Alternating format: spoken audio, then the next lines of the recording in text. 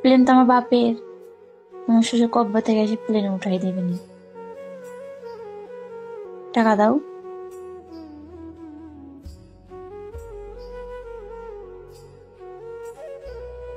সামর্থ্য তো যদি থাকতো ঠিকই যাইতাম তোমার কাছে, কওয়া লাগতো না। ভোটারই হতে পারলাম না, আর প্লেনে উঠবো।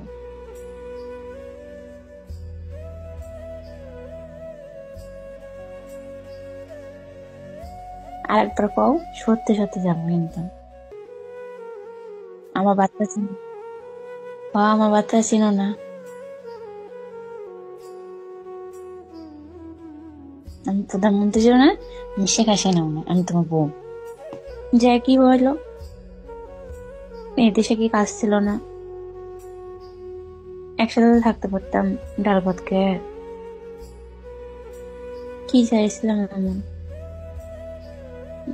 কোনদিন কিছু চাইছি, বেশি কিছু চাইছি? হয়তো ওইটা দেখলে ওটা দেখে তো বলতাম, কিন্তু এমন তো না যে জোর করে কিনে আইগা ছাড়তাম।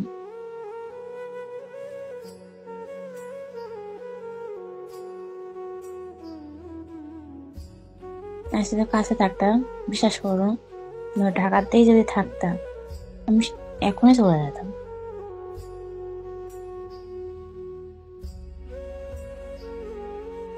আমার কিছুই লাগবে না, তুমি আসলেই হবে। তুমি তো জানো আমার তোমাকে লাগবে।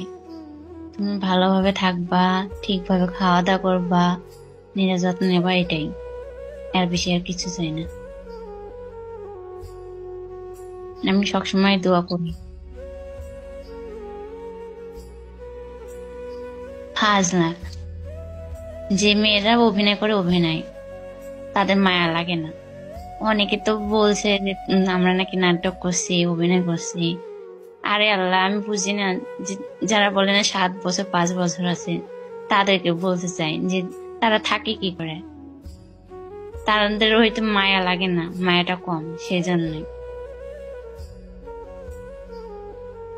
চুপ করে থাকো, আমার কিছুই লাগবে না।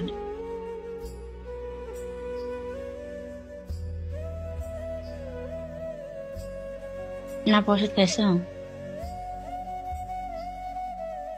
ওই যে সর্ষের তেল আছে না, সর্ষের তেল এভাবে নিবা ঠোঁটে।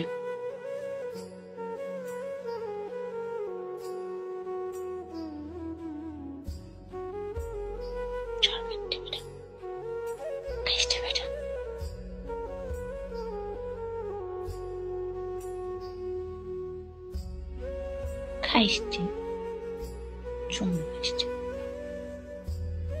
ভালো।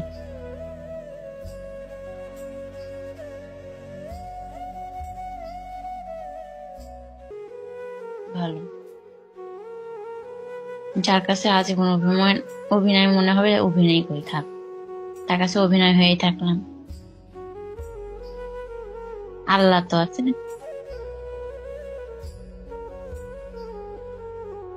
আল্লাহ তো আছে আমার।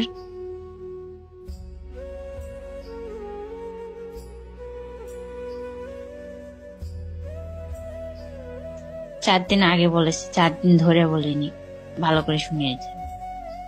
তোমার পরে ছিল না, তোমার পরে শুনিনি।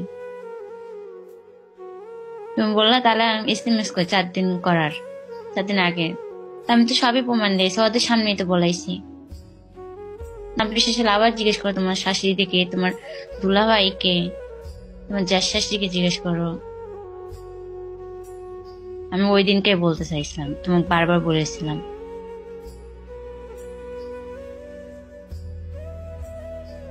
আমি তোমার কাছে কোনোদিন কিছু চাইছি? আগেও জামা পাচ্ছিলে, এখনো শ্যাম্পাই আছে, তোমার ভিতরে কোনো পরিবর্তন আসবে।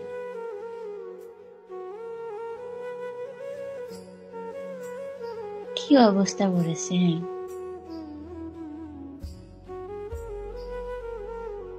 বাড়ি থাকতাম খুব ভালো থাকতাম, সারা ফোন টিপতো খ্রিস্টে। যা কয়েন ছিল সব লিলা কি করতে, আমি খেলি না, এমনিতেই কয়েন নাই।